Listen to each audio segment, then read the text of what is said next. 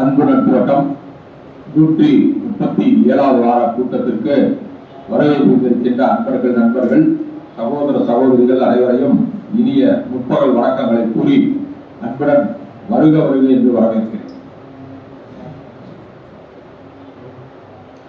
இன்னைக்கு ஆர்வமுட்டனுடைய தலைப்பு வினை விதைத்தவன் வினை அறுப்பான்.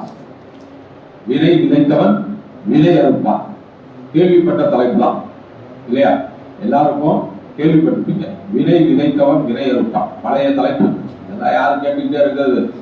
நீங்க சொல்லிதான் தெரியுமா? எவ்வளவு விஷயங்கள் நமக்கு தெரியும் அப்படிங்கிற அளவுக்கு இங்கு என் முன்னால் அடியேன் முன்னால் பல மேதாவிகள் அமர்ந்திருக்கிறீர்கள். அப்படிதான் சொல்லணும். எல்லாருமே தலைப்பு தெரியும், விஷயம் புரிய வரும், ஆனா வெளியே சொல்ல முடியாது. நமக்கு உடல்நலம் சரியில்லாத நேரத்துல திடீரென்று வாய் பேச வராது. கனவுலையும் நனவுலையும் தண்ணி அப்படின்னா இப்படிதான் செய்வோம். அவங்க தண்ணி தெரிஞ்சு கொடுத்துருவாங்க. விஷயம் நிறைய இருக்கு, ஆனா வெளியே உங்களால சொல்ல முடியாது. அந்த நிலைக்கு சென்று விடுவீர்கள். அதே போன்றுதான் வினை விதைத்தவன் வினை அறுப்பான். அந்த வினை யாரால் தோற்றுவிக்கப்படுகிறது, அந்த வினையை அறுப்பது எப்படி அப்படின்னு சொல்லி இன்னைக்கு கொஞ்சம் நல்ல சிந்தனையோட, தெளிவான சிந்தனையோட நம்ம ஒரு ஆராய்ச்சியில இறங்குறோம். இங்க 12-14 பேர் வந்திருக்கீங்க. ஆராய்ச்சியில இறங்குறீங்க. உங்களுக்கே நீங்க ஆராய்ச்சி அறிய சொல்றதுல ஆராய்ச்சி தேவையில்லை. நீங்க உங்களையே ஆராய்ச்சி செய்து பார்த்து தெரிந்து கொள்ளணும். இந்த உலகத்தில் நாம் பிறவி எடுத்து வந்திருக்கிறோம் என்றால் நல்வினை தீவினை பயன்களை உணர்வதற்கு தான், அனுபவிப்பதற்கு தான். உங்களுக்கு என்று கொஞ்சம் நல்வினை இருக்கும், நிறைய தீவினை இருக்கும். ஒரு சில பேருக்கு நிறைய நல்வினைகள் இருக்கும், கொஞ்சமா தீவினைகள் இருக்கும். ஒரு சில பேருக்கு ரெண்டும் பாதி பாதி இருக்கும். ஒரு சில பேருக்கு தீவினை தான் நிறைய இருக்கும், நல்வினை 5% ரொம்ப கஷ்டம். இந்த பிறவியை பத்தி தான் இப்ப பார்க்கணும். அடுத்த பிறவி கிடையாது, அப்புறம் பார்க்கணும். இந்த தீவினை நன்மைகள் நமக்கு எதனால் ஏற்பட்டு அந்த குற்றம் முறைகளில் நாம் உழல்கிறோம் அப்படின்னா கடந்த பிறவி. ஒரே பதில் இருக்கு, கடந்த பிறவி. கடந்த பிறவியில நீங்க செய்த பலாபலங்களுக்கு இந்த பிறவியில் நீங்கள் பலனை அனுபவித்து வருவீர்கள். அது நல்வழி பயனாலும் தீய வழி பயனானாலும் அது அப்படியே நடக்கும். வீட்டுக்காரருக்கு வேலை இல்லை, இல்ல வீட்டுல கடனா நிறைஞ்சிக்கிட்டே இருக்கு, குழந்தைகள் சரியா படிக்கல, குழந்தைகளை ஆளாக்கி பெரியவங்களாகிட்டோம், அப்புறம் வீட்டுல தகராறு, வந்த மருமகளால தகராறு, மருமகனால தகராறு, பங்காளிகளால தகராறு, பக்கத்துல குடியிருக்கிறவங்களால தகராறு, இப்படி பிரச்சனை மேல் பிரச்சனை வந்துகிட்டே இருக்கு. அந்த பிரச்சனைகளுக்கு எல்லாம் மூல காரணம் என்ன அப்படின்னா கடந்த பிறவியில் நாம் செய்த பலாபலங்கள் தான் இந்த பிறவியில் நமக்கு வருகின்றன என்பது 100% நீங்க நம்பியாகும். பல பேர் சொல்லுவாங்க, போயா பழைய பிறவியாவது மண்ணாங்கட்டியாவது, இதெல்லாம் இன்னமுமா 21ஆம் நூற்றாண்டை நம்பிட்டு இருக்க. இன்னைக்கு செவ்வாய் கிரகத்துல போய் வீடு கட்ட போறாங்க. நீ இன்னமும் முன்வினை பயன் பின்வினை பயன் அப்படின்னு சொல்லிக்கிட்டே இருக்க. இதெல்லாம் நம்புற மாதிரியா இருக்கு?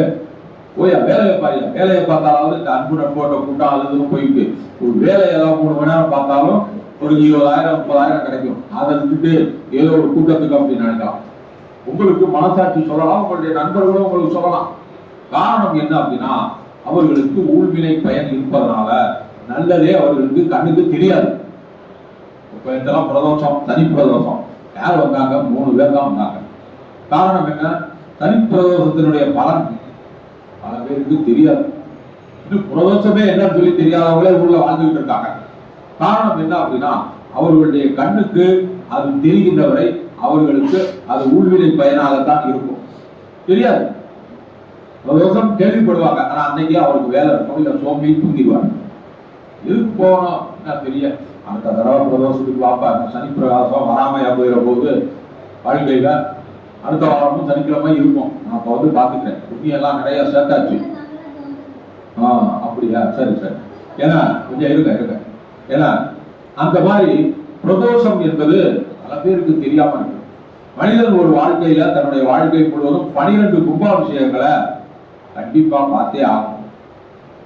12, இன்னும் 100, 120 சொல்லல. வாழ்நாள் எவ்வளவு இருக்குன்னு உங்களுக்கே தெரியாது, அரியருக்கும் தெரியாது. 1வது வயது முதல் நீங்கள் கடைசி காலம் வரை 12 கும்பாபிஷேகங்கள், 12 குலமுழுக்குகளை பார்க்கணும் அப்படின்னு சொல்லி இந்து மதத்துல ஒரு சின்ன ஐதீகம் இருக்கு. செவி வழி செய்தி, யாரும் சொன்னாங்கன்னு தெரியல, ஆனா 12 சொல்லியிருக்காங்க. நல்ல வேலை 100 சொல்லலாம். 100 சொன்னோம்னா யாருமே இருக்க மாட்டாங்க, தப்பிக்கவே முடியாது. யாருமே அந்த அளவுக்கு பக்தியை காட்டி அந்த நேரத்துக்கு போக முடியாது. பேப்பர்ல வேணாலும் பார்க்கலாம். நேற்று திருமங்கலம் அருகே உள்ள மேலக்கோட்டையில் உள்ள விநாயகர் கோவிலில் கும்பாபிஷேகம் நடந்தது. 3 கோவில கும்பாபிஷேகம், 3 கோவில் கும்பாபிஷேகம் நம்ம பார்த்தோம் அப்படின்னு சொல்லிடலாம். 3 நேரத்தை எழுதி வச்சுக்கிட்டோம். ஒரு 3 நாள் கழிச்சு திரும்ப வளர்ப்புறை ஏற்பட போகுது. அந்த நேரத்துல ஒரு 5 கோவில் கும்பாபிஷேகம், இடையில திருப்பரங்குன்றம் இருக்கு, திருச்செந்தூர் இருக்கு, அதையும் பார்த்துட்டோம். 7, இந்த ஒரு வருஷத்துலயே நம்ம 7 கும்பாபிஷேகம் பார்த்துட்டோம் அப்படின்னு சொல்லி எழுதி வச்சுக்கலாம். ஆனா கும்பாபிஷேகம் 12 நீங்க பார்த்தே ஆகணும். உங்களுக்கு வாய்ப்பு தேடி வருது. இந்த மாசத்திலேயே நீங்க 2 பார்த்துட்டீங்க. ஏப்ரல் 2ஆம் தேதி ஒண்ணு, இங்க இப்ப மே 16ஆம் தேதி ஒண்ணு பார்த்துட்டீங்க. 2 கும்பாபிஷேகம். இது என்ன எதுக்காக அப்படின்னா, உங்களுடைய ஊழ்வினை பயன் தான் உங்களை அந்த கும்பாபிஷேகத்தை பார்க்க வைக்கிறது. அதுதான் வினை. நீங்க பார்த்தே தீரணும் அப்படின்னு சொல்லி வினை இருக்கு. அந்த வினை உங்களுக்கு எங்க போனாலும் விடாது, நேரா கொண்டு வந்து நிப்பாட்டி. நீங்க நினைச்சிருப்பீங்க கும்பாபிஷேகத்துக்கு என்னால வர முடியாது, வேலை இருக்கு, முக்கியமான வேலையா நான் வெளியூர் போக வேண்டியிருக்கு. ஆனா அன்னைக்கு பார்த்து வெளியூருக்கு வர வேணாம் சொல்லுவாங்க. அப்போ உங்களுக்கு ஒரு வாய்ப்பு அமைதான். அந்த வெளியூர் பயணம் இருந்தால் உங்களுக்கு இல்ல. ஆனா அந்த வெளியூர் பயணம் இயற்கையாகவே கட்டாகும். கட்டாமன்னா நீங்க என்ன பண்றீங்க, நேரா கும்பாபிஷேகத்துல திருப்தியா கலந்து கொண்டு அந்த குடமுழுக்கில் கொடுக்கின்ற பிரசாதங்களை எல்லாம் ஏற்றுக்கொண்டு புண்ணியத்தை சம்பாதித்து வருகிறீர்கள். இதுதான் வினை விதைத்தல். இந்த வினையினால உங்களுக்கு பிற்காலத்துல பலன் கிடைக்கும். எப்ப? அடுத்த பிறவியில் பலன் கிடைக்கும். நம்ம எல்லாருக்குமே கடந்த பிறவியில் செய்த ஊழ்வினை பயனால் தான் இங்க உட்கார்ந்து இருக்கோம். பல பேருக்கு பல பிரச்சனை, வெளியே சொல்ல முடியாத பிரச்சனை, வெளியே சொல்லக்கூடிய பிரச்சனை, இப்படி எல்லா பிரச்சனைகளையும் நம்ம தாங்கி கொண்டு இருக்கிறோம் என்றால் வினை. அந்த வினை நம்மை விடவே விடாது. எத்தனை தெய்வங்கள் போன்றாலும், எத்தனை பதிகங்கள் நீங்கள் படித்தாலும் அந்த வினையை தூய்த்தே ஆக வேண்டும். சரி, அப்ப நீங்க எதுக்கு பதிகம்லாம் படிக்கணும்னு சொல்றீங்க? வீட்டுல போய் கோடல் பதிகம் படிக்க சரியாக சொல்றீங்க. அந்த வினையினுடைய கொடூரம் சற்றே குறையும் என்பதற்காகத்தான் அவர்கள் எழுதி வைத்து சென்றதை நம்ம படிக்கிறோம். எல்லாமே நமக்கு சரியா இல்லை அப்படின்னு எல்லாமே வெளியேறாது. வெளியேறிட்டோம்னா நம்ம கடவுள் ஆயிடுவோம் இல்லையா? பதியத்தை படித்தால் செல்வன் சிவபுரத்தில் உள்ளார் சிவனடிக்கு பல்லம். இந்த ஏரியாவில் தீரத்தோட வில்லாபுரம் அவங்க எல்லாருமே கூட்டு பிரார்த்தனை பண்ணிடுவாங்க. ஒரு பந்தலை போட்டு எல்லாரும் சிவபுராணம் பாடிடுவாங்க. அப்புறம் சிவபுரத்துல இடம் கிடைக்குமா? எல்லாரும் போயிட்டாங்கன்னா வில்லாபுரமே காலியாயிருமே. வில்லாபுரம் ஹவுசிங் போர்டு எல்லாம் காலியாயிரும். பட்டா போட்டு விற்கணும். அப்படி ஆயிரும்.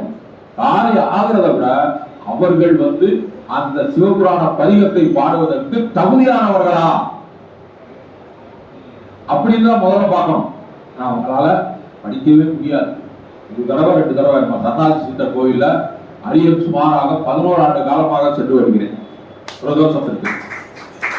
2015 இருந்து 25 முடிய போயிட்டே இருக்கேன். அந்த நேரத்துல தினசரி ஒருத்தர் வருவார். தினசரி அப்படின்னா ஒவ்வொரு பிரதோஷத்திலையும் ஒவ்வொரு புதுமுகங்களை பார்க்கிறோம். அடுத்த பிரதோஷத்துல அவங்க வரமாட்டாங்க. இதுதான் சன்னாசி சித்தர் ஐயாவுடைய ஒரு சிறப்பு. வரணும்னு வேகமா வருவாங்க, நல்ல பக்தியோட வழிபாடு செய்வாங்க. ஆனா இவ்வளவு மீறிய பக்தியா இருக்கேன், அவ்வளவு பக்தி இந்த அம்மா காட்டுறாங்களே, கண்ணை மூணவங்க திறக்கவே மாட்டேங்கிறாங்களே, ஆய் முணுமுணுத்துக்கிட்டே இருக்கேன், 5 எழுத்து மந்திரத்தை அப்படின்னு அரியெல்லாம் பார்த்து ஏந்திருக்கேன். ஆனா அடுத்த பிரதோஷத்துல அவங்க வரமாட்டாங்க. யாரு ரொம்ப பிடிச்சிருக்கோ, யாருடைய வருகை அவர் எதிர்பார்க்கிறாரோ அவர்கள் மட்டும்தான் சன்னாசி சித்தருடைய ஐயா கோவிலுக்கு பிரதோஷத்தில் கலந்து கொள்ள முடியும் என்பது அடியை கண்ட அனுபவ ரீதியான ஒரு உண்மை. அதுல ஒரே ஒரு நபர் அடியன் விடவே மாட்டார், தூக்க கூட வர மாட்டார். கொஞ்சம் உடல்நிலை சரியில்லை அப்படின்னு தூக்கம் மெதுவா இருந்தா சரி போட்டோ எடுத்து அனுப்புவாரு, துணை பொருளாளர் போட்டோ எடுத்து அனுப்புவார் அப்படின்னு நினைச்சோம்னா தூக்கமே வராது. இப்பதான் சிலர் எண்ணெயை தடவிக்கிட்டே இருப்பாரு, இப்பதான் தண்ணியை மோந்து ஊத்திக்கிட்டே இருப்பாங்க, இப்பதான் பாலாபிஷேகம் முடிஞ்சிருக்கும் அப்படின்னு சொல்லி டைம் பார்ப்போம். அந்த அளவுக்கு மனதில் நீங்காத இடத்தை கொடுத்து விட்டார். யாரு? சன்னாசி சித்தர் ஐயா. 200 ஆண்டு காலம் பழமை வாய்ந்தவர். மதுரையிலே மிக பழமை வாய்ந்த ஒரு சித்தர் யாரு அப்படின்னா சன்னாசி சித்தர். அந்த சன்னாசி சித்தர் அவரை பற்றி கேள்விப்பட்டோமானால் அவரை ஒருத்தர் பிடிச்சிருச்சு அப்படின்னா வராம இருக்கவே விட மாட்டான், கூப்பிட்டுட்டே இருப்பான். நீ வந்து என்னுடைய சன்னதியில உட்கார்ந்து பாடணும், நீ என்ன வேலைக்கு போவே இல்லையா தெரியாது, உன்னுடைய குரல் என்னுடைய சன்னதியில எதிரொலிக்கும், அப்பதான் நான் கண் திறந்து பார்ப்பேன், இல்லைன்னா கண்ணை மூடிட்டே இருப்பேன். வருவார் போவார் வந்துகிட்டே இருக்காங்க. அங்க வந்து நிகழ்கின்ற ஒரு பெரிய அதிசயம் இதுதான். நம்முடைய கூட்டத்திலே பல பேர் வர்றாங்க, அடுத்த வாரம் இங்க வாரம்னா அடுத்த பிரதோஷம், அடுத்த பிரதோஷத்துக்கு என்ன வரலாம், இல்ல வெளியே போயிட்டோம், வேலை இருந்துச்சு, வரவே முடியல. தொடர்ச்சியா வந்தவங்க மிக மிக குறைவு, மிக மிக குறைவு. அந்த கமிட்டிக்காரங்களே வரல, அவங்களுக்குள்ளே சின்ன பிரச்சனை. ஒரு ஆள் வராரு, 2 பேர் ஒரு கோஷ்டி, ஒரு ஆள் ஒரு கோஷ்டி, எப்படி இருக்கும்? இதெல்லாம் என்ன அப்படின்னா நாம் செய்த வினை பயன் என்றுதான் சொல்றோம். நீ வந்து உலகத்தில் பிறவி எடுத்திருக்கிறார், ஒவ்வொரு பிரதோஷத்திற்கும் உன்னுடைய குரல் தன்னாட்சி சித்தரையாவுடைய கோவில்ல ஒலிக்க வேண்டும் அதிகமாக. அந்த ஒலிப்பு அவருக்கு ஒரு மகிழ்ச்சியை கொடுக்க வேண்டும். அந்த மகிழ்ச்சியினால் உன்னுடைய தீவினை பயன் நொறுங்கி அழிய வேண்டும் என்பது விதி இருக்கு அப்படின்னா அது நடந்தே போகும். ராமாயணத்துல அகலிகை கல்லாக கிடக்கிறார், தெரியும் உங்களுக்கு, கதையே தெரியும். ராமனுடைய திருப்பாதம் பட்டவன அந்த அகலிகை உயிர்த்து எழுகிறார். அகலிகைக்கே இந்த நிலைமை. அகலிகை எல்லாம் எங்க இருந்தவங்க, இந்திர சபையில இருந்தவங்க, அவங்களுக்கே சாபம் கிடைச்சு கல்லாக மாறிவிட்டார். சாதாரணமா நம்ம நினைக்கலாம், அழகர் கோயில் போறோம், பழனி கோயிலுக்கு போறோம், அங்க இருக்கிற மலையில இருக்கிற சின்ன சின்ன கல்லெல்லாம் பார்த்தோமானால் நம்மை போன்ற ஒரு உயிர்கள் தான், அந்த உயிர்கள் தான் கல்லாக இருக்கிறது. திடீரென்று தண்ணி குடிக்கிறதுக்கு அந்த பக்கம் பழனி மலைக்கு போகின்ற நேரத்துல தலைவாணி அம்மா தண்ணி குடிக்கிறதுக்கு போறாங்க. அவங்க காலடியில ஒரு 10 கல்லு படுது, அங்க இருக்கிற குழாய் 10 கல்லு பிரிச்சாதான் இல்ல அந்த குழாயில போய் தண்ணி குடிக்கணும். தலைவாணி அம்மா கால் பட்டவங்க அந்த கல்லெல்லாம் காணாமல் போய்விடுகிறது. காரணம் என்ன? அவர்களுடைய உயரிய சிவபக்தி. அந்த சிவபக்தியில ஒரு காலத்துல இந்த அம்மா வருவாங்க, அவர்களுடைய காலடி தடத்துல நீங்க வந்துருவீங்க, வந்து காணாமல் போய்விடு. காணாமல் போறதுன்னா என்னது? அவர்களுடைய விதி அளவுல முடிஞ்சு போச்சு. கல்லாகவே இருந்தா, வெயில் மழை காத்து, இப்படியே யாரும் எப்போ வருவாங்க எப்போ வருவாங்க எப்போ வருவாங்க சொல்லவே முடியாது. திடீர்னு வந்தாங்க. அவங்களுக்கு அந்த நேரத்துலதான் தாகம் எடுக்கிறது. அந்த தாகத்திற்காக அந்த குழாயில போய் தண்ணி குடிக்க போறாங்க. போகும்போது 10 முதல் 15 கற்களை விரிச்சுக்கிட்டே போறாங்க. கற்கள் சாதாரணமா இருக்கும், கற்கள் இல்லாத இடமா இந்த மாதிரியா? கற்கள் மலையில இருக்கத்தான் செய்யும். 10 கல்லு விரிச்சுக்கிட்டே போறாங்க, தண்ணி குடிச்சிட்டு திரும்ப வர்றாங்க. கொஞ்ச நேரத்துல அந்த கற்கள் எல்லாம் காணாமல் போய்விட்டாங்க. இதெல்லாம் ஊழ்வினை பயன். வினை விதைத்தவன் வினை அறுப்பான் என்பது ஒரு திறந்த ஒரு திரைப்பட பாடல் மூலமாகவும் உங்களுக்கு சொல்ல கடமைப்பட்டிருக்கேன். இதை வந்து ஆராய்ச்சி கருத்து ஒரு வாரமா இந்த தடவை செவ்வாய்க்கிழமையா உங்களுக்கு போட்டுவிட்டேன். அப்பவே உதிச்சிருச்சு, போன தடவை சொல்லியாச்சு. உப்பை தின்னவன் தண்ணி குடிப்பான், தப்பு செய்தவன் தண்டனை கொள்வான். எப்ப சுசனாதன் ஒரு பாடத்துல பாடலாம். உப்பை தின்னவன் தண்ணி குடிப்பான், தப்பு செய்தவன் தண்டனை கொள்வான். யாராக இருந்தாலும், ஒரு பெரிய விஐபியா இருந்தாலும் அவருடைய தண்டனை, அவருடைய தவறு தப்பு எல்லாமே கணித்து எழுதி வைக்கப்படுகிறது. நம்மளாம் சொல்லுவாங்க, வைகுண்ட ஏகாதசி அப்ப வைகுண்ட வாசல் வழியா வெளியே வந்தோம்னா நாம செய்த பாவங்கள் எல்லாம் தொலைந்து விடும். முடியவே முடியாது. செய்த பாவத்தை புண்ணியத்தை நீங்க அனுபவிச்சே ஆகணும். திடீரென்று மோகனம்மா அவங்க பையனுக்கு அமெரிக்காவில் வேலை கிடைச்சிருச்சு. மோகனம்மா இங்க வந்து கண்ணில் தண்ணியோட ஒரு பாவனா பண்றாங்க. எனக்கு இந்த அன்பு நட்போட்ட கூட்டத்தை விட்டு செல்வதற்கு மனமில்லை, ஆனாலும் என்னுடைய பையனுடைய அழைப்பை ஏற்று ஓராண்டு நான் அமெரிக்கா செல்கிறேன். அங்கு சென்று இதே நேரத்துல நான் உங்களை எல்லாம் நினைத்துக் கொண்டு பரிய பாராயணம் செய்வேன். இப்ப அங்க பாத்தீங்கன்னா 2 மணிக்கு உட்காந்து பரிய பாராயணம் பண்ணுவாங்களா? அவங்க பையன் சொல்லிடுவாரு, வந்த இடத்துல வந்த மாதிரி நடந்துக்குங்க, காலையில எந்திரிச்சு உங்க பூஜை புராணக்காரங்களாம் பண்ணுங்க. அமெரிக்காவில் வந்து இந்த கரும்புல திருவரை பற்றிட்டு இருப்பீங்க இல்ல, அங்க கூட்டம் நடந்துட்டு இருக்கு, அதனால அவங்க கிட்ட வர வாக்குறுதி கொடுத்துட்டேன் அப்படின்னு சொல்ல முடியுமா? சொல்ல முடியாது. இது என்னது? அவர்கள் செய்ய போகின்ற ஒரு நல்வினை பயன். அவங்க வந்தே தீரும். அந்த நல்வினை பயன்ல இருந்து யாருமே விடுபட முடியாது, யாருமே விடுபடவே முடியாது. அதே மாதிரி கெட்ட வினை பயன். கெட்ட வினை பயன் என்பது அன்றாடம் நம்ம வந்து அனுபவிப்பு, பணத்திற்காக கஷ்டப்படுறோம், பிரச்சனைக்காக கஷ்டப்படுறோம், எவ்வளவோ இருக்கு. இப்ப சாதாரணமா உங்களுக்கு புரியுற மாதிரி சொல்லணும்னா, மக்களே எளிதாக சம்பாத்தியம் பண்றவங்க இருக்காங்க. கஷ்டப்பட்டு மாதம் பூரா வேலை பார்த்து 7,000 ரூபாய் சம்பளம் வாங்குறதுக்குள்ள அவர் படுற பாடு. ஒரு கடையில பார்த்தேன், நெல்பேட்டையில ஒரு கடை இருக்கு, நாய்களுக்கு பிஸ்கட் போடுறதுக்கு நான் போவேன். ஒரு பெட்டி 800 ரூபா. அந்த 800 ரூபா கொடுத்து அந்த பெட்டியை எடுத்துட்டு வீட்டுக்கு வர, அங்க இருக்கிற பணியாளர்கள் படுற அவஸ்தை இருக்கே சொல்லி முடியாது. ஒரு சாதாரண ரயில்வே ஸ்டேஷன்ல பிச்சை எடுக்கிறவங்க கூட ஒரு நாளைக்கு 500 ரூபா சம்பாதிச்சுப்பாங்க. இந்த பிளாட்ஃபார்ம், அந்த பிளாட்ஃபார்ம், முன்னாடி car parking, two wheeler parking, ATM பக்கத்துல போனா மினிமமா இன்னைக்கு பிச்சைக்காரனுக்கு எவ்வளவு போடுவாங்க? 5 ரூபாய் முதல் 10 ரூபா.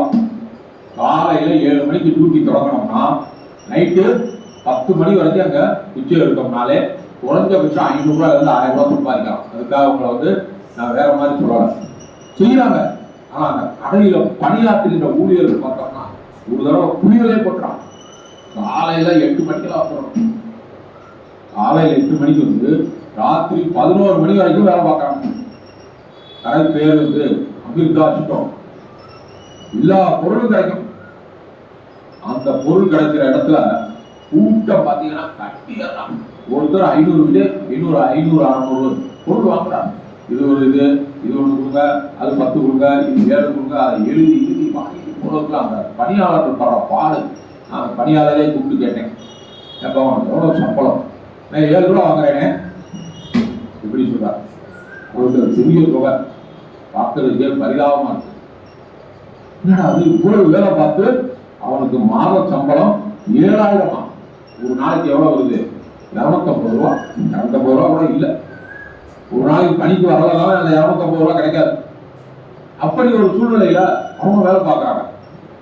ஒருத்தர் கலெக்டர் ஆபீஸ்ல நல்லா ஏசியில உட்காந்து பாதி தூங்கி பாதி குடிச்சு கையெழுத்து போடுறதுக்கு கலெக்டர் ரூம் போறாரு. ஐயா உள்ள வரலாமா? Yes come in. உள்ள வர்றாரு. கையெழுத்து இதெல்லாம் இவர் சொன்னா எல்லாத்துலயும் அவர் கையெழுத்து போடுவார்.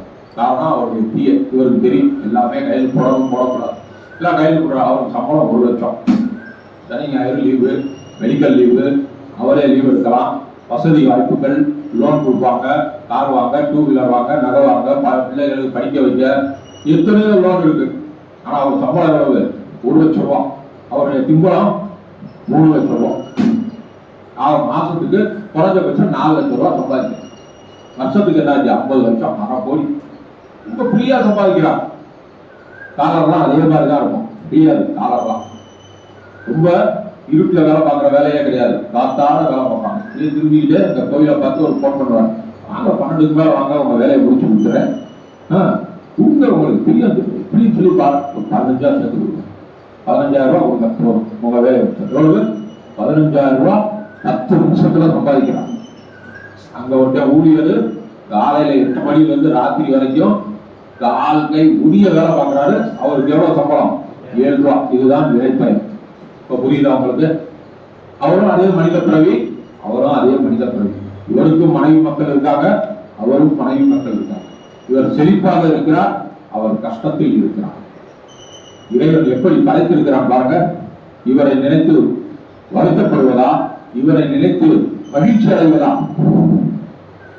அவங்க கையில தான் இருக்கு. இறைப்பயன் என்பது நம்மோட கூடவே வருவது. அதற்கு என்ன செய்ய வேண்டும்? இவ்வளவு நாள் நீங்க செஞ்சது செஞ்சாச்சு. இனி வருங்காலங்கள்ல உங்களுக்கு நல்லது நடக்கணும். நீங்க அணிலப்பாடி மாதிரி பறக்கணும். உங்களுக்கு விஜெட் பிளஸ் பாதுகாப்பு 5 கோடி ரூபாய் காரணம் நீங்க உட்காந்து போகணும். உங்களுக்கு 4 பிஏ. திரும்பி பார்த்தா இவர் வருவாரு, இப்படி திரும்பி பார்த்தா இவர் வருவார். செக்கு புக்கு அதுன்னு எதுவுமே கையில் போட முடியல, எல்லாமே ஆட்டம். அப்படிப்பட்ட ஒரு நிலை உங்களுக்கு வர வேண்டுமா? உங்களை நீங்களே கேள்வி கேட்கணும். இருந்தாலும் நல்லது, நாம இருந்தா கொஞ்சம் வருத்தமா இருக்கும். எனக்கு அடுத்த நிலைக்கு போங்க. இப்போ நான் 40 மார்க் வாங்கியிருக்கேன், ஒரு 60-70 வர்ற மாதிரி என்னுடைய மனநிலையை கொஞ்சம் மாற்றுங்க. இல்லை ஒரு சில பேர் என்ன சொல்றான், ஆசைப்பட்டு எனக்கு கப்பல் வேணும், ஏன்னா ரயில் கரண்ட் பஸ்ஸெல்லாம் வேணும், எனக்கு ஒரு பெரிய கப்பல் வேணும். தமிழ் சினிமாவிலேயே ஒரு 2 நடிகர்கள் கப்பல் வச்சிருக்காங்க. யாராவது தெரியுமா? 2 பேர் கப்பல் ஓட்டுறாங்க. அவ்வளவு பெரிய பணக்காரர்கள். அப்படியெல்லாம் இருக்காங்க. நீங்க இடையில சினிமாவை கூட்டிட்டு வந்து எங்களுக்கு வந்து ஒரு வெளியில விடுறீங்க. இதெல்லாம் வந்து சாதாரண ஒரு ஜெனரல் நாலேஜ் உங்களுக்கு தெரிஞ்சிருக்காதுன்னு பாக்குறேன். யாரும் சொல்ல முடியுமா? 2 அல்லது 3 நடிகர்கள் வந்து கப்பலே வச்சிருக்காங்க. எல்லாரும் கார் வாங்குவாங்க, பங்களா வாங்குவாங்க. அவங்க கப்பலே வச்சு இயக்குறாங்க. யாரும் சொல்லுங்க. இதெல்லாம் முடிஞ்சிருக்கீங்க. நடிகர்னு சொன்னேன், நீங்க நடிகை போய் சொல்றீங்க. சொல்லுங்க. பொருளாளர் சொல்லுங்க. உதயகுமார், குலச்சுரையார், ஹரிக்குமார் சொல்லுங்க. தெரியாதா? பேப்பர் படிக்கிறது இல்லையா? நியூஸ் பத்தி எல்லாம் சிந்திக்கிறது இல்லை. 3 நடிகர்கள் இருக்காங்க. முதல் நடிகர் தியாகராஜன், அவர்கிட்ட கப்பலா ஒரு 5 கப்பல் இருக்கு. அடுத்த நடிகர் அர்ஜுன், தெரியுமா? ஆக்ஷன் கிங் அர்ஜுன், அவர்கிட்ட கப்பல் இருக்கு.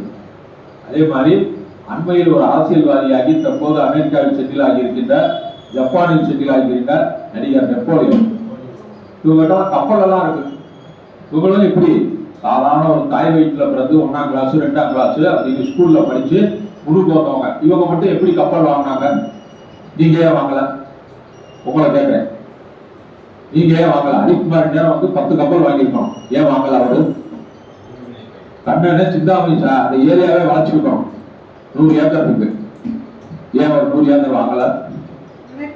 குளிர்ச்சியா ரோல்ஸ் ராய் கார்ல போகணும். ஏன் 2 வீலர்ல வர்றாரு? இவர் கலெக்டர் ஆகியிருக்கணும் படிச்சு. இவர் ஏன் வேலை தேடிட்டு இருக்காரு? ஒரே ஒரு வேலை, Villavaram to Sellur, Sellur to Villavaram. Mattuthavani bus மாதிரி ஒரு பஸ் கனைத்தர வழியா வந்து சுத்தி இப்படி வரும், ஒரு பஸ் சர்வேர் காலனி வழியா சுத்தி மாட்டுத்தாவணி வரும். ஒரே ஒரு வேலை. பல தடவை முயற்சி பண்றாரு. நானும் நிறைய ரெக்கமெண்ட் பண்ணிட்டேன், போய் அங்க போய் வேலையை தேடுங்க, கிடைக்கும் அப்படின்னு. நிலையான வேலைங்க. பொதுவாக இது ஒரு வகையில வினைப்பேன். அடியன் 1988 MA FP படிச்சிருக்கேன், BA படித்தேன், typewriting both higher, Hindi 8 class, diploma in archaeology. இவ்வளவு பெருசா எழுதியிருக்கான். அடியனுக்கு வேலை கிடைக்கவில்லை, அரசாங்க வேலை. இது என்னது? ஒரு உள்நிலை பயன். உனக்கு வேலையே கிடையாது, கஷ்டப்பட்டு நீ வாழ்க்கையை நடத்துப்போ. கரெக்டு விட்டாரா இல்லையா? இன்னும் படிச்சு இருந்தா கொடுத்துச்சு, கவர்மெண்ட் சம்பளம் கிடைச்சிச்சா இல்ல வேலை கிடைச்சிச்சா? ஒண்ணுமே கிடைக்கல. என்ன செய்வேன் ஏது செய்வேன் பாரு, உனக்கு வேலை கிடையாது. ஜாதகம்லாம் பார்ப்போம்.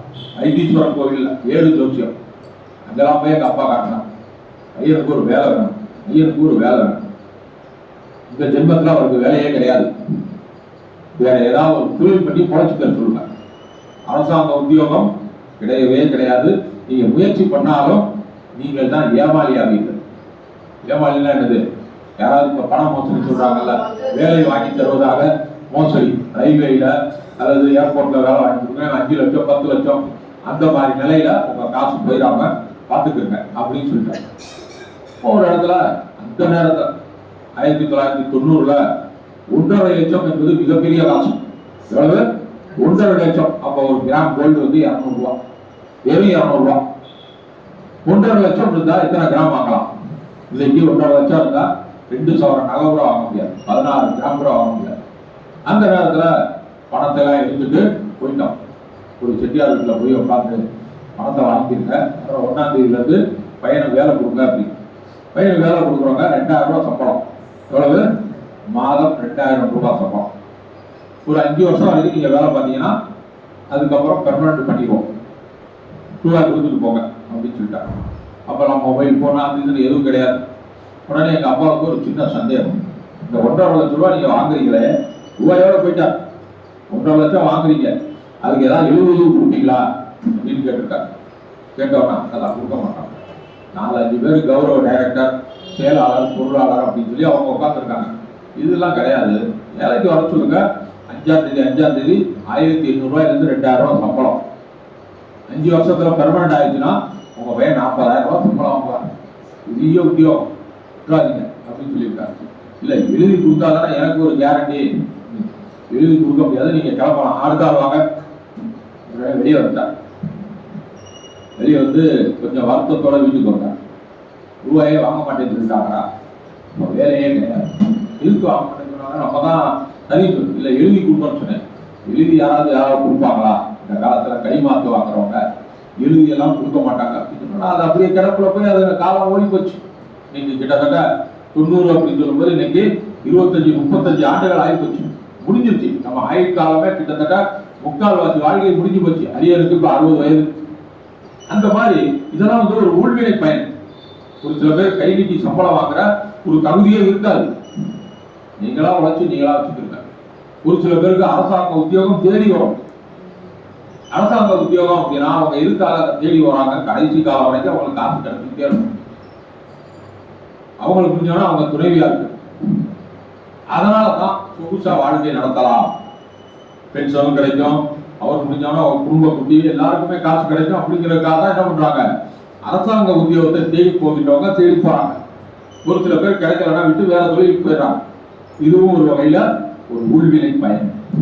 இப்ப இந்த ஊழ்வினை பயன்களை தவிர்த்து இனி வரும் அடுத்த பிறவிகளில் நாம் என்னெல்லாம் பண்ணலாம்? ஒரு சின்ன ஒரு பரிகாரம் மாதிரி. எப்பவுமே ஒரு பிரச்சனை அப்படின்னு போயிட்டோம்னா அங்க பரிகாரம் முன்னாடி நிற்கும். சரிங்க, அதுக்கு என்ன பண்ணலாம் இப்ப சொல்லுங்க சொல்றாங்களா? ஒரு ஜோசியர் எங்கேயாவது ஒரு இடத்துல நீங்க போனீங்கன்னா முதல்ல அவங்க என்ன சொல்லுவாங்க? எல்லா மைனஸும் சொல்லி முடிச்சுப்பாங்க. +2, 3 சொல்லிட்டு சரி இப்ப இதுக்கு என்ன பண்ணலாம் சொல்லுங்க. உங்க மகனுக்கு வயசு என்னமா? 32 வயசாச்சு. ஒரு ஜோசியர்கிட்ட போய் ஜாதகத்தை கொடுக்குறாங்க. பையனுக்கு இன்னும் கல்யாணம் வரல. இது 7ஆம் நம்பர்ல இருக்கிறது, 6ஆம் நம்பர்ல இருக்கு, 4ல இருக்கிறது, 3ல இருக்கு.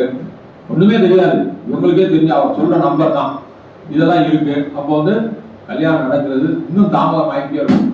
கிடையாது, நான் வெளியே போய் கொஞ்ச நேரம் ஒரு சோடா ஏதாவது குடிச்சிட்டு வரேன் அப்படின்னு அவர் வெளியே போயிட்டு ஒரு சோடா ஸ்பிரிட்டு ஏதாவது வாங்கி குடிச்சிட்டு வந்தாதான் அவரால் உட்கார முடியும். ஏன்னா போயிருக்காங்க. உட்கார்ந்த சொல்லுங்க மேற்கொண்டு சொல்றதுக்கு ஒண்ணுமே இல்லை. ஐயனுக்கு கல்யாணம் ஆகிறது தாமதம். இதுக்கு என்ன பண்ணலாம்? அடுத்த வார்த்தை வருதா? அவர்கிட்டே கேட்பாங்க. அவரே வைத்தியம் வச்சிருப்பாரு. ஆனா உங்க வாயால அவர் கேட்பார் இதுக்கு என்ன பண்ணலாம். ஒரு 3 பரிகாரம் சொல்றேன். 3 பரிகாரத்தையும் 3 மாசத்துக்குள்ள நீங்க செஞ்சு முடிக்கணும். செஞ்சு முடிச்சீங்கன்னா 4ஆவது மாசம் கண்டிப்பா கல்யாணம் நடக்கும். என்ன சொல்லுங்க, உடனே செய்யறதுக்கு தயாரா இருக்கும். 3 மாசம்லாம் இல்லை, 1 மாசத்துலயே முடிச்சிருவோம். அவர் சொல்லிக்கிட்டே வருவார், இதை செய்யணும் இதை செய்யக்கூடாது அப்படின்னு சொல்லிட்டு. உடனே அவங்க என்ன பண்றாங்க? அடுத்த ஸ்டெப்பு அந்த பரிகாரங்களை செய்ய ஆரம்பிக்கிறார்கள். அதே போன்று திருமணம் நடைபெறுகிறது. இவ்வளவு நாள் வெயிட் பண்ணதுக்கு ஒரு நல்ல மருமகள், குடும்ப பாங்கான ஒரு மருமகள் அவங்களுக்கு கிடைக்கிறாங்க. இந்த கூட்டத்தில் உட்கார வைக்கிறாங்க. மணமக்களை எல்லோரும் ஆசீர்வாதம் பண்றோம். எப்படி எவ்வளவு மகிழ்ச்சியான செய்தி பாருங்க. இந்த மாதிரி நடக்கிறது ஒரு ஊழ்வினை. இவ்வளவு நாள் நடந்தது, இனியும் நல்லது நடக்க வேண்டும் என்று பார்த்து அதை நல்லதாக செய்வதும் ஊழ்வினை தான். ஆக நம்முடைய வாழ்க்கையில எல்லாமே நல்வினை தீவினை பயனை வைத்துத்தான் அமைகிறது. ஒரு சில பேர் 70 வயதிலையும் கண் ஆபரேஷனே பண்ணலாம். ஒரு சில பேர் 35 வயசுலயே கண் ஆபரேஷன். இதெல்லாம் எப்படி நடக்குது? உங்க வாழ்க்கை சாதாரணமான வாழ்க்கை. இதெல்லாம் நீங்க யோசிக்கணும். ஒருத்தர் பெரிய கார்ல போறாரு, ஒருத்தர் 2 வீலர்ல போறாரு, ஒருத்தர் சைக்கிள்ல போறாரு, ஒருத்தர் நடந்தே போறாரு. இது எப்படி?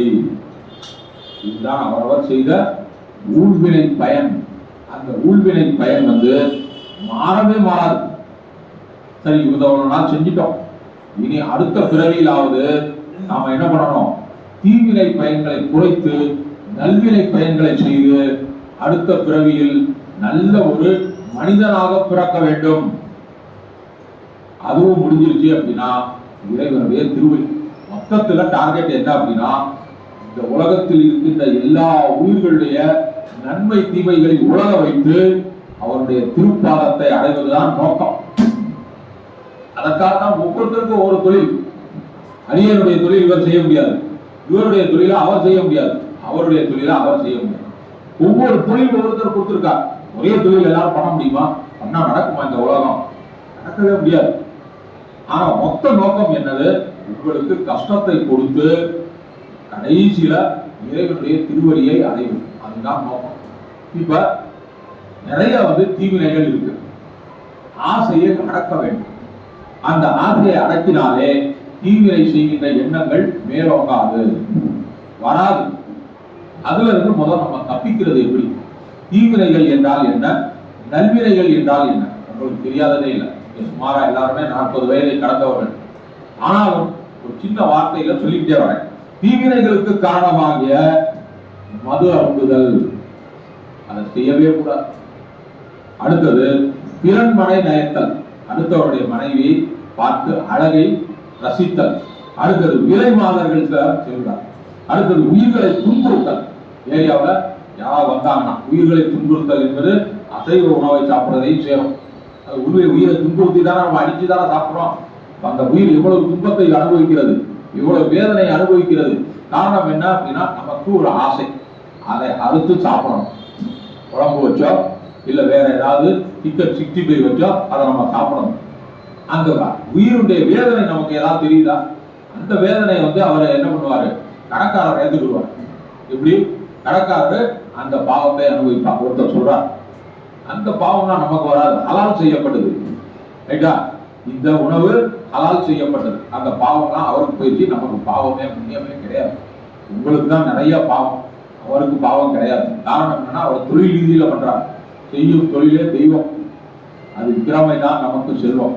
நம்மளை போல ஆளுக வரும்போது அவர் 10 வீடு வாங்கிடுவார். இந்த மாதிரி எல்லாம் வேலை பார்த்து அந்த மாதிரி உயிர்களை துன்புறுத்தல் செய்யக்கூடாது. பிறப்பால் பொய் பழி சுமத்துதல், பொய் பழி சுமத்துதல் அன்றாட வாழ்க்கையில தொழிலெல்லாம் நடக்கும். பிறரை கண்டு பொறாமை கொள்ளுதல், திடீரென்று பொறாமை, இவருக்கு இது நடந்துச்சு என்ன ஏது முகத்தை சுருங்கிட்டு இவரோட பேசாம போறது, அதெல்லாம் பண்ணக்கூடாது.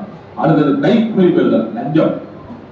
லஞ்சம் பெறுதல், இந்த வேலையை பிடிக்கிறோமா, எனக்கு ஒரு 50,000 கொடுங்க, எனக்கு 5,000 கொடுங்க. இந்த லஞ்சம் பெறுவது கூட மிகப்பெரிய பாவம் என்று சொல்லப்படுகிறது. பொய் பேசுதல், பொய்யே சொல்லக்கூடாது, மெய்தான் பேச வேண்டும். பொய் சொல்லி யாருக்கு என்ன ஆக போகுது? அடுத்தது கருஞ்சொல் கூறுதல், கோபப்படுதல், சினம் கொள்ளுதல். அந்த வாயிலிருந்து நிறைய அதாவது கெட்ட வார்த்தைகள் வருதல். நடுநிலை புரண்டல், ஒரு தடவை இந்த பக்கம் சப்போர்ட், ஒரு தடவை இந்த பக்கம் சப்போர்ட், துலாம் மாதிரி மாறி மாறி இறங்குது. அப்படியெல்லாம் ஆகும்போது என்ன ஆகுது? அதுவும் ஒரு வகையில குற்றம். அடுத்தது கலகத்தை ஏற்படுத்துதல், நல்லா போயிட்டு இருக்கிற ஒரு கூட்டத்துல கலகத்தை ஏற்படுத்தார். அறத்திற்கு கேடு விளைவித்தல், அறவழியில் பொருளீட்ட வேண்டும் என்று இருக்கு. அறத்திற்கு கேடு. திடீரென்று இங்க ஒருத்தர் எம்எல்எம் மார்க்கெட்டிங் பத்தி பேச ஆரம்பிக்கிறார். உடனே 10 பேர் அடுத்த வாரம் ஞாயிற்றுக்கிழமை தங்கம் தியேட்டர் பக்கத்துல சென்னை ஸ்ட்ரீட் இருக்கு, அது பக்கத்துல ஒரு ஹோட்டல்ல எல்லாருக்கும் மீட்டிங்கு. காலை உணவு மதிய உணவு எல்லாரும் போயிட்டாங்க. பார்த்தோம்னா 2 பேர் தான் இருக்காங்க. எங்க போயிட்டாங்க? முற்றோதில் ஏதாவது போயிட்டாங்களா, இல்ல எம்எல்ஏ மீட்டிங் போயிட்டாங்க? பாவமே, அதெல்லாம் அப்புறம் பார்த்துக்கிறோம். ஞாயிற்றுக்கிழமை இல்ல, அவங்களுக்கு இனிமே ஒரு வாரம் விட்டு ஒரு வாரம் எம்எல்ஏ மீட்டிங் இருக்கு, வரமாட்டாங்க. எப்படி ஒரு வாரம் விட்டு ஒரு வாரம்? அது இங்க வாரம் புறம் ஒரு நாளைக்கு 2 மணி நேரம் தான் வர்றோம், அதுவும் ஒரு வாரம் விட்டு ஒரு வாரம் அப்படின்னு சொல்றாங்களே. அந்த மாதிரி செய்கிறது அறத்திற்கு கேடு விளைவித்தல், ஜாதி குற்றங்களை கூறி பழித்தல் முதலானவை தீவினைகள் விளைந்து பரவும் பாவம் சேர்க்கிறது. இதெல்லாம் செய்ய செய்ய நமக்கு பாவம் ஏறிக்கிட்டே இருக்கு. பாவம் நமக்கு ஏறிக்கிட்டே இருக்கு, இறங்கவே இல்லை. தன்வினை தன்னை சுடும் என்பது ஒரு பழமொழி. நீங்கள் செய்த வினையை நீங்க தான் அனுபவிக்கணும். யாருமே எதுவுமே பண்ண முடியாது. கொடை கொடுக்க முடியுமா? கர்ணன் மாதிரி நான் செய்த கொடையெல்லாம் உனக்கு அப்படின்னு சொல்லி, நான் செய்த பாவம்லாம் நீங்க எடுத்துக்கிறீங்க, 2 பேரும் ஷேர் பண்ணிக்கிறீங்க, போங்க முற்றோதலுக்கு என்னோட வரீங்க, செய்ய முடியுமா? எதுவுமே வாட்ஸ்அப்ல மெசேஜ் தான் ஷேர் பண்ண முடியும், தகவல் தான் ஷேர் பண்ண முடியும். உங்க பாவத்தையும் புண்ணியத்தையும் நீங்க ஷேர் பண்ணவே முடியாது, நீங்க தான் அனுபவிக்கணும். இப்ப பாவம் வருவதற்கான வழிகள் சொன்னோம். அந்த ஆசை இருந்து விலகி இப்ப நல்வினைகளுக்கு என்ன செய்யலாம்? நீங்க இனிமே தெரிஞ்சதெல்லாம் தெரிஞ்சுக்கிறோம். நல்வினைகளுக்கு காரணமாக இன்சொல் பேசுதல். நம்முடைய கூட்டத்துல ஒருத்தர் பேசும்போது, சந்திக்கும் போது முதல்ல சொல்ற வார்த்தை என்ன? திருச்சிற்றம்பலம். அந்த மாதிரி எல்லா இடத்துலயும் நீங்க போகணும். போன் வந்துச்சுன்னா அதை பேசணும். நல்ல அறிவுடையவரால் திகழ்தல், நல்ல அறிவுடையவராக திகழும். இவர் நல்ல ஒரு பேர் வாங்கியிருக்கார், கரெக்டா கூட்டத்துக்கு வருவார், நேரத்துக்கு வருவார், இடையில எந்திரிச்சு போவார். அப்படி இருக்கக்கூடாது. கூட்டத்துக்கு வந்தா முடிகிற வரைக்கும் இருக்கணும். அதெல்லாம் நல்ல அறிவுடையவராக நன்மக்களால் சூழப்படுதல். அவங்க குற்றம் குறைவில்லாத ஒரு குடும்பத்தை சேர்ந்தவர்களாக இருக்க வேண்டும். யாவராலும் பாராட்டு பெறக்கூடியவராக இருக்க வேண்டும். யாவரும் பாராட்டும், யாருமே அவரை வெறுக்கவே கூடாது. காரணம் என்ன? அவர் எந்த வகையிலும் ரிமார்க் ஆகலாம், கரெக்டா இருக்கார். உலகத்தை மகிழ்வித்தல். உலகத்தை மகிழ்வித்தல் எப்படி? இந்த உலகத்துல 600 கோடி பேர் இருக்காங்க, எப்படி மகிழ்விப்பது? நீங்க ஏதாவது கண்டுபிடிக்கணும். இப்ப நம்ம அண்மையில ஒன்று கண்டுபிடிச்சோம், யாராவது சொல்லுங்க, ஒரு வார்த்தையை கண்டுபிடிச்சோம். யான் பெற்ற அடைந்த துன்பம் பேரலாகாய் பையம். மிகப்பெரிய ஒரு ஆய்வு கருத்து. நீ ஒரு இடத்துல போய் சொல்லி பாருங்க, யார் உங்களுக்கு சொல்லி கொடுத்தது? உங்களுக்கு பண்பாளராக நீங்க இருக்கிறீங்க. யான் பெற்ற இன்பம் பெருகை வையகம் என்று திருமூலர் சொன்னான். ஆனா நீங்க என்ன சொல்ல வரீங்க? யான் அடைந்த துன்பம் பெறலாகாய் வையகம். நான் ஏகப்பட்ட கஷ்டத்துல இருக்கேயா, வீட்டுல குழாயில கூட தண்ணி வராது, நான் இங்க 2 கிலோமீட்டர் தள்ளி போய் தான் கொண்டு வருவேன். எவ்வளவு கஷ்டமா? அவங்க ஏரியா எம்எல்ஏ யாரு, எம்பி யாரு, எம்சி யாரு அப்படின்னு சொல்லி கேட்பாங்க. அதான் இருக்காங்க, ஆனால் நான் கொண்டு போய் தான் வரேன். ஐயோ, நான் பெற்ற துன்பம் யாருமே பெறக்கூடாது. வீட்டில் தண்ணி வரணும், இல்லை போரிங் வாட்டர் இருக்கு, அதை அக்வா கார்டு வச்சு ஃபில்டர் பண்ணி நீங்க குடிக்கிற மாதிரி இருக்கும். யார் அடைந்த துன்பம் பிறலாகா வையகம். இதுதான் உலகத்தை மகிழ்வித்தல். அடுத்தது பிறரை தன்மையப்படுத்துதல். பக்கத்துல இருக்கிறவங்க கிட்ட போய் வெட்டிய படங்களையும் ஊர் விவகாரங்களையும் பேசாம அன்பு போட்ட கூட்டத்துக்கு நீங்க வந்து பாருங்க, உங்களுடைய மனநிலை எப்படி இருக்குன்னு நீங்களே சொல்லுவீங்க. நாங்க வந்து பாருங்க, எல்லா விஷயமும் நான் சொல்லிட்டா இங்க வந்தவொன்னா உங்களுக்கு விவரம் தெரியாம போயிடும். நாங்க வந்து பாருங்க, 2 மணி நேரம் தான், 10 மணிக்கு வந்தா 1 மணிக்கு விட்டுருவாங்க. இதெல்லாம் அந்த விஷயத்துல சரி. தன் கடமையில் பட்டினை வைத்தல். தன் கடமை, கடமைன்னா என்னது? இங்க வந்து உட்காரணும், செயலாளர் பொருளாளர், நம்மளுடைய கடமைகளுக்கு கரெக்டா டயத்துக்கு வரணும். செயலாளர் வரும்போது பொருளாளர்ல, பொருளாளர் வரும்போது செயலாளர்ல. எப்படி இருக்கு கூட்டம்? எப்படி நடக்கும்? காரணம் ஒருத்தருக்கு ஒரு காரணம். அவர் வந்து இன்னைக்கு கடாவெட்டுன்னு சொல்லி போயிட்டார். இங்க பாண்டி கோயில கடாவெட்டு அவங்க ஓரம். போன வாரமே சொல்லிட்டார், அது போன வாரம் செயலாளர் பொருளாளர் வரல, இந்த வாரம் நீங்களா அப்படின்னு. நேற்று கூட பிரதோஷம் அவன் போய்தான் ஆகணும். ஓனர் வந்து அங்கே கணக்கு வழக்கு எழுதுறதுக்கு என்ன எல்லாம் கூப்பிடுவார். முக்கியமானவர், நான் இன்னும் 4 நாளில் சம்பளம் வேற வாங்கணும். அப்புறம் ஓனர்கிட்ட கெட்ட பேர் எடுத்துட்டோம்னா சம்பளம் 5 நாள் தள்ளி போயிடும். ஒரு கேள்விக்கு சரி போயிட்டு வாங்க, நல்லா போயிட்டு வாங்க. ஏன்னா இது தன் கடமையில் பட்டியலை வைத்தல், உண்மையை உழைத்தல். எப்பவுமே உண்மையான காலம். யாருமே எதுவுமே பொய் சொல்ல வேண்டிய அவசியமே இல்லை. அடியன் கூட திடீரென்று லீவ் எடுக்க வேண்டியதுன்னா ஒரு கல்யாணம் இருக்கும், இல்லை உடல்நிலை சரியில்லை, ஏதாவது ஒன்று உண்மையை சொல்லணும், பொய் சொல்லக்கூடாது. இயல்புணம் கொண்டு நடத்தல். உங்களுடைய பேரு கேட்ட நீங்க மூத்த அன்பர், நேற்று முந்தானம் மீனாட்சி அம்மையுடைய கணவனார் வந்து இறந்து போயிட்டதா சொன்னேன். அடியனால கலந்து கொள்ள முடியல. காரணம், எங்க வீட்டுல அன்னைக்கு பார்த்து சாமி கொட்டி பொங்கல் வச்சாங்க. வெள்ளிக்கிழமை எங்கேயும் போகக்கூடாது. இதே சனிக்கிழமை அவங்க பாடி எடுத்துட்டாங்கன்னா சனிக்கிழமை காலையில கண்டிப்பா வந்துட்டேன். ஆனா அவங்க அன்னைக்கே எடுத்துட்டாங்க 5 மணிக்கு. அந்த 5 மணிக்கு அங்க போயிட்டு வந்து இங்க பூஜையில உட்காரக்கூடாது, நியாயம் இல்லை. அதனால நான் வர முடியல. அவங்களோட ஒரு வாரம் கழிச்சு போன்லையோ இல்லை நேரில் போய் பேசுவோம் அப்படின்னு. அந்த மாதிரி உயர் குணம் கொண்டு நடத்தல். உழைத்தன்மை. யாருக்காவது ஏதாவது ஒன்று கொடுத்துக்கிட்டே இருக்கணும். ஏதாவது ஒன்று உங்களுக்கு தகுதிக்கு திறமைக்கு மேற்ப கொடுத்து கொண்டே இருக்க வேண்டும். அதுக்காக வந்து உங்களுக்காகவே உங்களுக்கு ஆசை அப்படின்னு சொல்லிட்டு நீங்க கஞ்சத்தனமா நடக்கவே கூடாது. அதை ஒன்று சொல்றாரு. காரியத்தில் திறமையுடைமை. உங்களுக்கு கொடுத்துட்ட அந்த பதவி, அந்த தொழில நீங்க திறமையுள்ளவராக நடக்கணும். பிறருக்கு உதவி புரிதலில் விருப்பமுடைமை. விருப்பம் இல்லாமல் உதவி செய்யக்கூடாது. ஒரு உதவி, ஒரு பொருள் கொடுக்குறாங்க, ஆமா திருப்தி அனுபவிங்க அப்படின்னு சொல்லி கொடுக்கணும். இந்தாங்க கொண்டு போங்க, ஓசி கிடந்துருக்குல அப்படின்னு சொல்லிட்டு நம்ம பொன்முடி மினிஸ்டர் சொன்னார்ல, ஓசி சொல்லும்போது என்ன ஒரு பேர் சொன்னாரு, பேரெல்லாம் அடிச்சு அவரை தொன்றாக்குறாங்க. கரண்ட் காசை பத்தி கேட்கும்போது ஓசியில நீங்க பஸ்ல போறீங்களா, அப்ப எப்படி குடுக்குன்னு இருந்துச்சு உங்களுக்கு அப்படின்னு சொல்லி இந்த மாதிரி எல்லாம் கேவலப்படுத்தக்கூடாது. அவங்க பொதுமக்களுடைய காசு பொதுமக்களே அனுபவிக்கிறாங்க. அது ஈவு மீதி போட்டு பாத்தீங்கன்னா எல்லாமே உங்க காசு தான். உங்களுக்கு 1000 ரூபாய் கொடுக்குறாங்க, யார் காசு? நீங்க கொடுத்த காசுனா திருப்பி வாங்கி உங்களுக்கே கொடுக்குறாங்க. அது யாருக்கு தெரியுது? அது தெரிஞ்சுச்சுன்னா நம்மளுடைய அரசாங்கமே மாறி போயிடும். எப்பவுமே இலவசம் யாருமே கொடுக்க முடியாது. உங்க காசை வாங்கி கொடுக்குறாங்க, அது தெரிஞ்சா நல்லது. அடுத்தது பிறருக்கு கேடு விளைவித்தலில் வெறுப்புடைமை. யாருக்கும் இந்த கெடுதியும் மனதாலும் நினைக்கக்கூடாது. மனத்துக்கள் மாசுலனாதல் அனைத்து ஆகுல நீரக்கிறார். அடுத்தது காமம் முதலிய தீய ஒழுக்கம் இல்லாமல், அது உங்களுக்கு தெரியும். அடுத்தது கணவன் மனைவி, அண்ணன் தம்பி, தந்தை மகன், தலைவர், ஏவலால், ஆசிரியர், மாணாக்கர் ஆகிய இவர்களுக்குள் மன வேற்றுமையை உண்டாக்கக்கூடாது. ஒரு வீட்டுல போய் கலகம் ஏற்படுத்தாம. இப்படி எல்லாம் இந்த டிவியை போய் வாங்கியிருக்கீங்க, சாம்சங் ரொம்ப ஓல்டு மாடலாச்சு, இப்போ வர்ற டிவி வாங்கியிருக்கான்னு சொல்லிட்டு கணவன் மனைவி 2 பேரும் பார்த்து பேசி போனோம்னா பெரிய சண்டை, பஞ்சாயத்து ஆகும். பார்த்தீங்களா, நானே சொன்னேன்ல சாம்சங் வாங்க வேணாம்னு சொன்னேன்ல, இப்போ என்ன ஆச்சு, இப்போ வாங்கி பில் போட்டு மாட்டியாச்சு. இப்போ எதுக்கு சண்டை? இல்லை அவங்க மூஞ்சி மாதிரி தெரியுது இந்த டிவி. நான் தான் சொன்னேன்ல எல்இடி டிவி அதை வாங்குவோம்னு சொல்லி ஒரே பெரிய சண்டை, பஞ்சாயத்து, சொந்தக்காரங்களை கூப்பிட்ற அளவுக்கு பஞ்சாயத்து நடக்குதா? சிலப்பதிகாரத்துல கோவலனும் மாதவியும் சுத்திக்கிட்டே இருக்காங்க. கண்ணையே மறந்துட்டாங்க. கோவலன் மனைவி என்ற ஒரு பெண்மணியே மறந்துட்டார். மாதவியோட சுத்திட்டே இருக்கா. இறைவன் ஊழ்வினை பயன் சும்மா விடுவாரா? அந்த பொண்ணோட வேதனையை தாங்கணும்ல அப்படின்னு சொல்லிட்டு திடீரென்று கடற்கரைக்கு 2 பேரும் போறாங்க. இவள் ஒரு வேசி தான். யாரு? மாதவி என்பவள் ஒரு வேசி தான். உங்களுக்கு கதையெல்லாம் தெரியும். கூட்டிட்டு போறாங்க.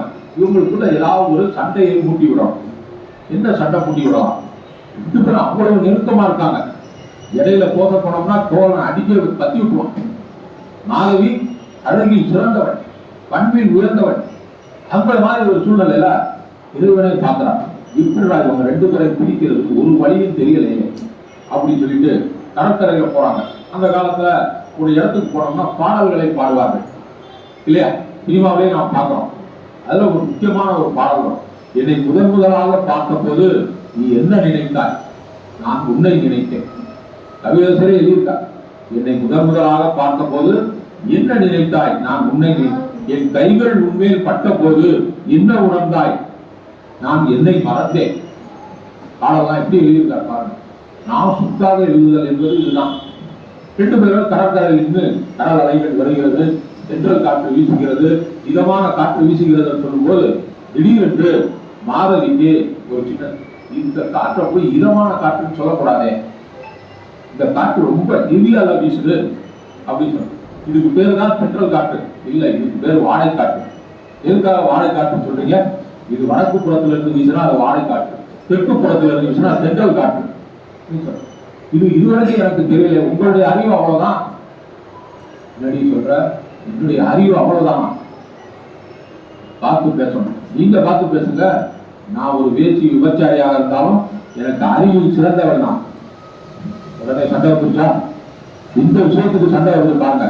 ஒரு சின்ன காற்று அடிக்கிறதுக்கு சண்டை போட்டு அதுக்கு பேர் என்ன வச்சார் தெரியுமா? இளங்கோடிகள் காணல் வரிப்பாட்டு. அந்த தொகுதி அந்த காண்டத்துல வர்ற ஒரு பகுதியுடைய பெயர் காணல் வரிப்பாட்டு. காணல் அப்படின்னா என்னது? காற்றோடு கலந்து வருவது. அந்த காணல் வரிப்பாட்டு காற்றை பார்த்து பாடுறாங்க எவ்வளவோ. ஆனா அந்த 2 பேரும் இந்த காணல் வரிப்பாட்டால சண்டை வரும்னு சொல்லிட்டு கனவுல கூட நினைக்கல. சண்டை வந்துருச்சா? சண்டை வந்தவன நீ உன் முகத்திலேயே பிடிக்க மாட்டேன் அப்படின்னு சொல்லி நேர வீட்டுக்கு வர்றான். கண்ணகியை பார்க்கிறான். பார்த்தவன ஐயோ உனக்கு துரோகம் விளைவிச்சப்பா, பரவாயில்ல அதெல்லாம் விடுங்க, நீங்க வீட்டுக்கு வந்தீங்கல்ல அதே சந்தோஷம். அதுதான் தப்பு.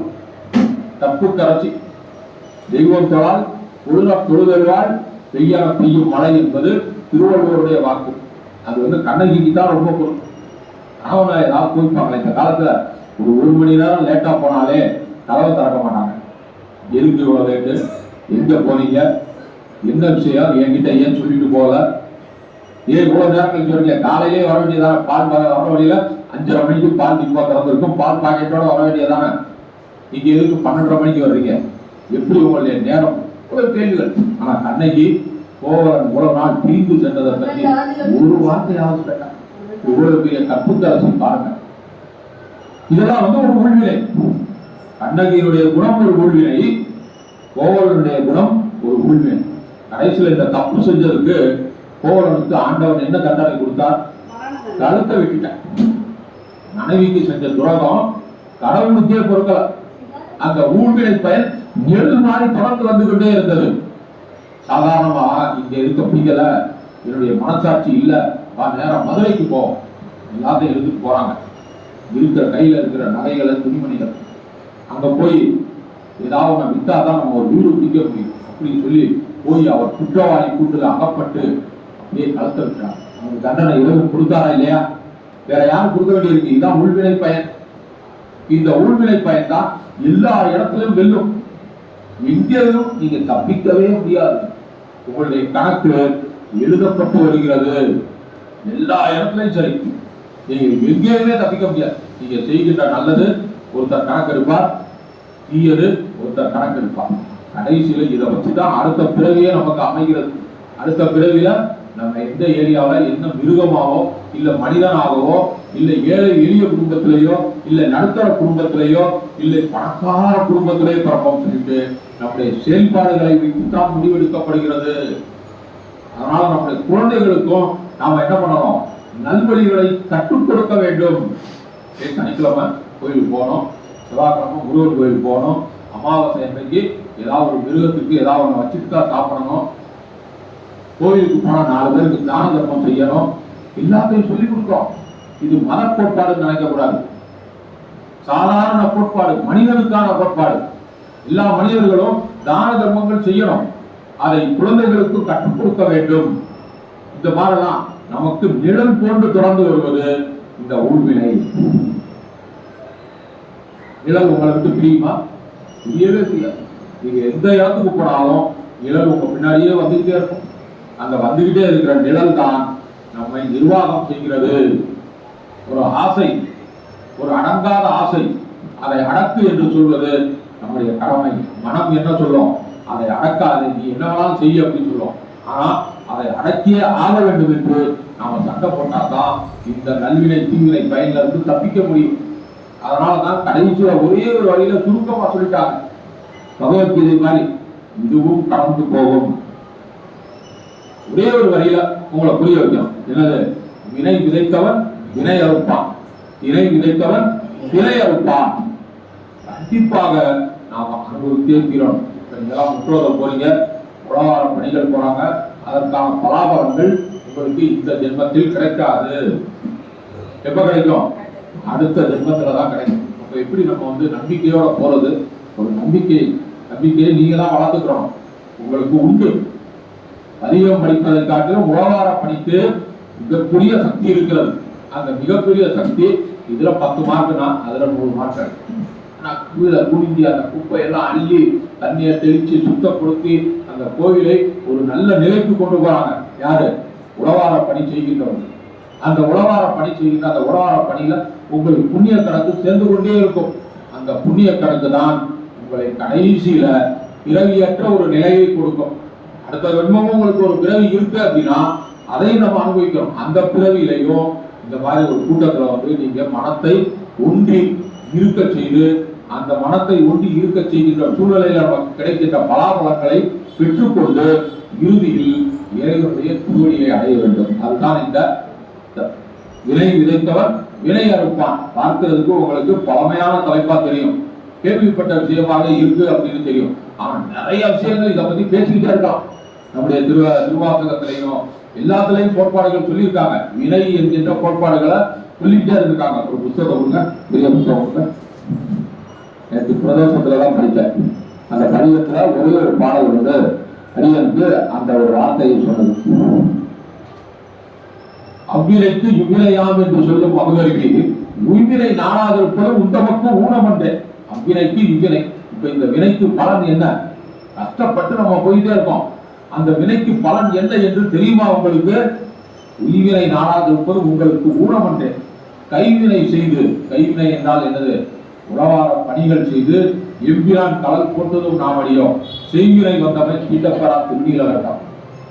செய்வினை, இந்த வினைக்கு பலன் இது என்று தெரிந்துவிட்டால் நீங்க கஷ்டப்பட வேண்டிய அவசியமே கிடையாது. எல்லாமே நல்லது அப்படின்னு சொல்லிட்டு இந்த தலைப்பு உங்களுக்கு நல்ல பயனுள்ள தலைப்பாக அமைந்திருக்கும் என்று நினைக்கிறேன். இந்த தலைப்பை நீங்க இதோட மறக்காம இனி வரும் காலங்கள்ல இந்த வினைக்கு வினை விதைப்பவன் வினை அறுப்பான் என்ற ஒரு கருத்து என்றைக்குமே எந்த இடத்திலும் உங்களுக்கு காதில் ஒலித்துக் கொண்டே இருக்க வேண்டும். நீங்க சாப்பிடும் போது சரி, தூங்கும் போது சரி, எழுந்திருக்கும் போது சரி, பணிகள் ஆற்றும் போது சரி, உங்களுக்கு இந்த வார்த்தை மறக்கவே கூடாது.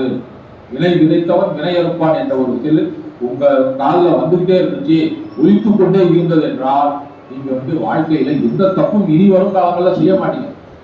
இதை செய்யும் போது இதுக்கான தப்பு நமக்கு நிறைய தெரியுது, அதிக வேணாமா நான் நுழைக்கிறேன். இது செய்யும் போது இதனால நமக்கு பலாபலங்கள் நிறைய கிடைக்கும். தண்ணி கொடுப்போம் வீட்டுல. இப்ப கோடை காலம், இந்த வழியா நிறைய பேர் வர்றாங்க போறாங்க. ஒரு நாளைக்கு என்னப்பா 2 கேன் தண்ணியா புரிஞ்சு போது 70 ரூபா கொடுங்கப்பா, எல்லாருக்கும் தண்ணி கொடுங்கப்பா, வயிறார வேற உணவு கூட கொடுக்கல, தண்ணி கொடுங்க அப்படி சொல்லும் போது உங்களுடைய மனம் ஒரு நாளைக்கு 2 கேன், ஒரு மாசம் 2 மாசம் சாப்பிட்ட உடனே என்ன ஆகும்? 3 கேன் ஆக்குங்க. பரவாயில்ல, 100 ரூபா பிடிச்சு போகுது, நான் நல்லா சம்பாதிக்கிறேன். 3 கேன் தண்ணி கொடுக்குறீங்க, அதுக்கப்புறம் 5 கேன் தண்ணி ஆகுது. அதுக்கப்புறம் பெர்மனண்டா தண்ணியை வச்சுருக்கீங்க உங்க வீட்டு வாசல்ல.